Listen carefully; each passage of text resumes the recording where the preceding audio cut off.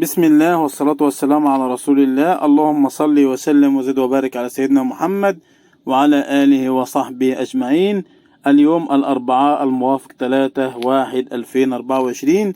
زي ما عودناكم كل يوم بفيديو عن الأسعار في السوق المصري، والفيديو ده خصصناه إلى أسعار الأرز الشعير الرفيع والعريض والأرز الأبيض الرفيع والعريض في السوق المصري. قبل ما نبدأ ونتكلم في التفاصيل، لو انت أول مرة بتشوفني هيظهر لك كلمة اشتراك بالعربي تحت، اضغط عليها وفعل زر الجرس عشان يوصلك اشعار على تليفونك المحمول وقت تحميل الفيديو، وتتابع السوق اول باول وتعرف السوق ماشي ازاي. وما تنساش تدعمنا بلايك على الفيديو عشان ان شاء الله نستمر بنشر الفيديوهات. بالنسبة للسوق اليوم، استقرار في الاسعار، بس يعني طلب ابيض ضعيف، مبيعات ابيض ضعيفة جدا، وعرض شعير اكتر من مبيعات الابيض، والسوق مايل للنزول.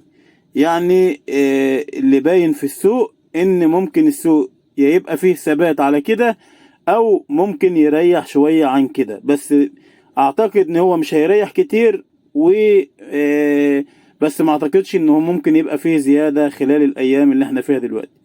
عشان ما اطولش على حضراتكم هنخش في الاسعار على طول. بالنسبة للسوق، اسعار الشعير الرفيع والصلب الى المضرب يتراوح طن الشعير الرفيع والصلب الى المضرب من 17,800 إلى 17,900 وصال إلى أرض المضرب، وفيه ناس اتكلمت في 17,700. بالنسبة لأسعار الشعير العريض والصال إلى المضرب، يتراوح طن الشعير العريض والصال إلى المضرب من 18,300 إلى 18,500 وصال إلى أرض المضرب.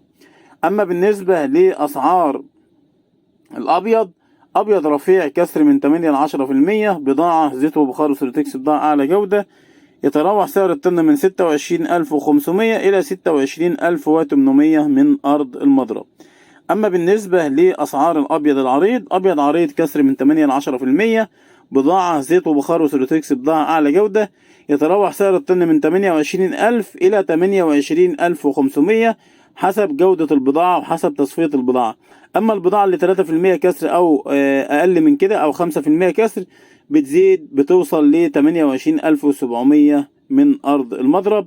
أما بالنسبة لأسعار المخلفات اليوم، أسعار المخلفات اليوم السلسلة المطحونة من 2200 ل 2300، سعر الكونة من 12,500 إلى 12,700، سعر الكسر من 16,000 إلى 16,200 من أرض المضرب.